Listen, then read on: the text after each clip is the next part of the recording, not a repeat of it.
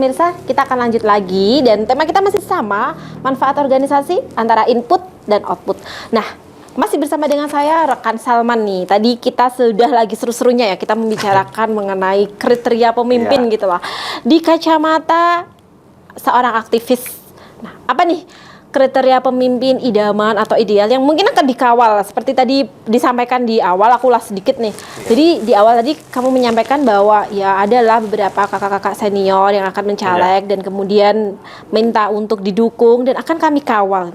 Nah, itu adakah kriteria khusus orang yang akan dikawal? Tentunya kan seniornya ini tidak 1-2 tapi mungkin banyak. Ya. Benar, bagaimana itu kriteria yang akan dikawal itu yang seperti apa?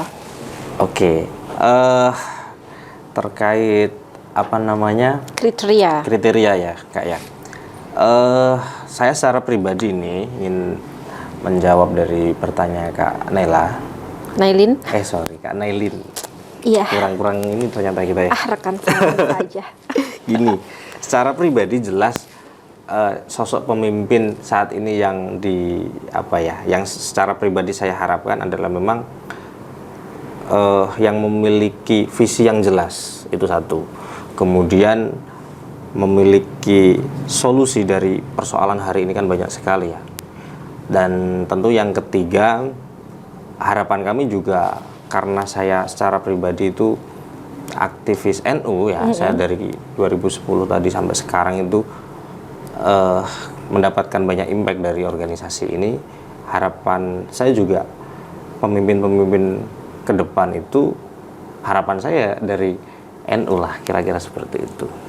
Jadi itu adalah nilai-nilai dasar yang memang harus dimiliki oleh calon pemimpin yang akan dikawal. Ya. Oleh dirimu. Nah, kalau itu secara pribadi tadi. Secara pribadi. Kalau secara organisasi kamu melihat dan menyerap dari kalangan teman-teman IPNU sendiri, mungkin akan ada beberapa caleg yang kemudian akan mendekati.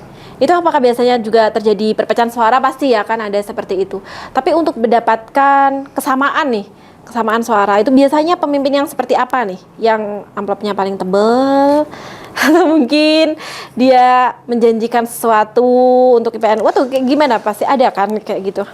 Iya, yang jelas nggak boleh Kak money politik itu kan? Iya, betul. Nah, itu satu.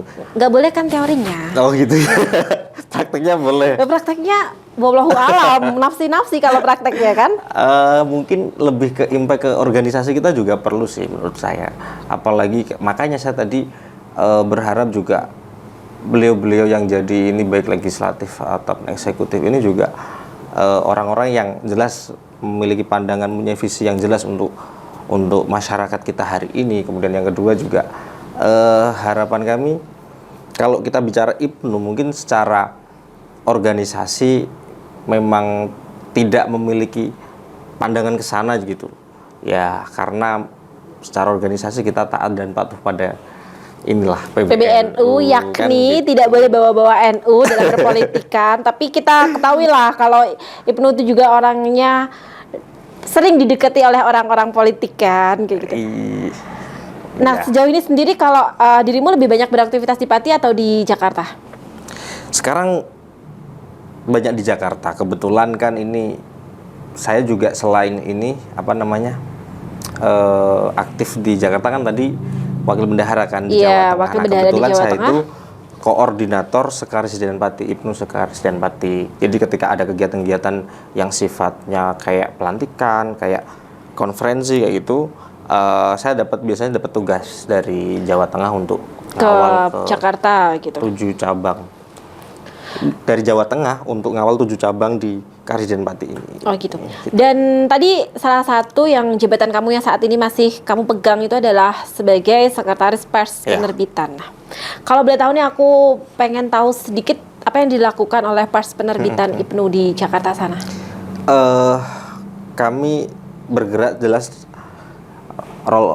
mode organisasi kita kan kita ada rapat kerja. Nah, jelas program-program kita sudah dirapatkan dari awal sebelum pelantikan kita ada rapat kerja. Nah, habis itu jelas kita dari Pers Penerbitan itu mengawal beberapa agenda yang paling tiap hari nih kita ngawal medianya IPNU, utama di Instagram tuh. Jadi kita hampir setiap hari bikin konten kayak gitulah. untuk ngisi pengembangan di pemuda itu sendiri gitu ya. ya, Kegiatan-kegiatan untuk kader-kader IPNU sendiri ya kan. ya kayak informasi misalnya hari ini ada Munas Konbes nih PBNU, ya kita bikin ucapan, kemudian kita bikin caption yang kira-kira harapan kita di Munas Konbes NU ini dari IPNU apa, kita Lebih ingin ke medsosnya gitu. lebih ke medsos. Ada pesanan-pesanan nggak ya untuk memframing calon-calon tertentu atau mungkin yang sekarang sedang berlaga untuk ikut kontestasi di pemilu 2024? Kalau secara organisasi nggak ada sih. Titipan-titipan, tolong dong ini dibuat gini biar bisa menjaring suara Nadine gitu. Kalau di Instagramnya itu nggak sih, nggak sampai kayak gitu. Mungkin Nggak ada ya? nggak ada. Jadi benar-benar seperti amanat PBNU, kalau memang mau ikut diperpolitikan itu Atas nama pribadi. Silahkan. tidak boleh membawa-bawa organisasi seperti Ya, itu ya. Betul sekali. Oke, kalau kita berbicara di Pati sendiri nih, Ya. dan berbicara tentang kamu sendiri lah, karena kita memang nggak boleh bawa nama organisasi kan gitu. Iya. Ada nggak sih figur-figur di Kabupaten Pati ini Iya. dari kalangan NU yang kamu harapkan untuk memimpin di bumi Minatani ini? Dari sekian nama yang sudah beredar, Kak, apa namanya?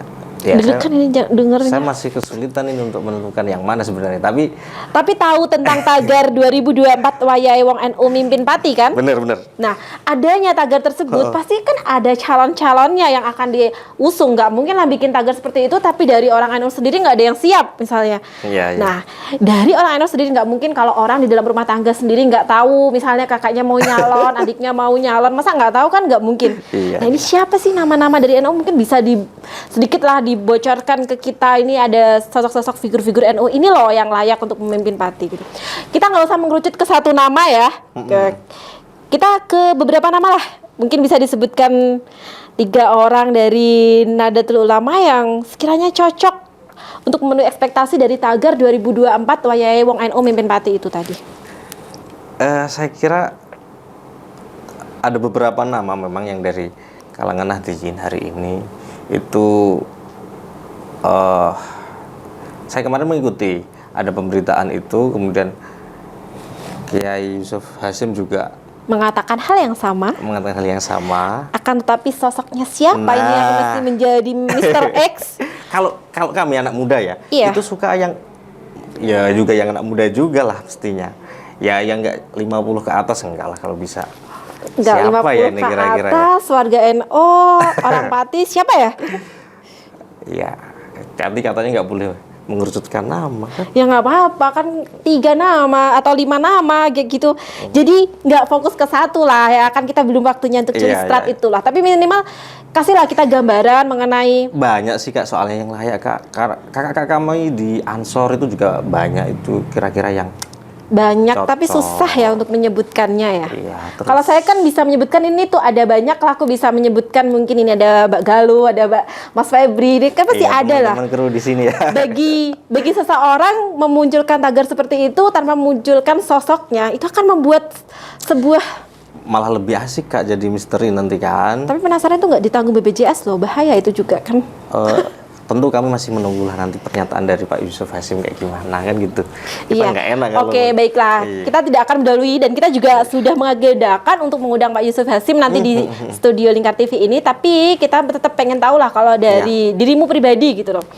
Saya nggak Sosok berani menyebutkan nama, tapi yang kami harapkan yang jelas yang hari ini memang sudah Sosok yang masih muda. masih muda, terus memang sudah benar-benar tahu persoalan di Kabupaten Pati ini seperti apa, memiliki track record yang jelas kayak gitu Kak. Syukur-syukur hari ini juga sudah ada lah di lingkaran pemerintahan juga kan gitu. Jadi dia juga orangnya harus paham ilmu pemerintahan, paham ilmu pemerintahan. dan dia juga harus orang yang cakap, Kak. muda. Ada lagi kriteria-kriteria lain? Religius ya pastinya ya. Iya, religius itu juga penting kayak gitu. Oke, masih menjadi misteri buat kita semua pemirsa Lingkar TV, tapi kalian nggak usah khawatir, saya akan berusaha untuk ngebedah opininya lebih dalam lagi. Untuk itu jangan kemana-mana, tetap di Bedah Opini bersama Nailin RA. Juga dibuat prihatin dengan adanya organisasi masih dalam tubuh Nahdlatul Ulama yang terlibat tawuran. Selalu banyak hal-hal, nggak mungkin sih agama mengajarkan hal yang buruk sih sebenarnya.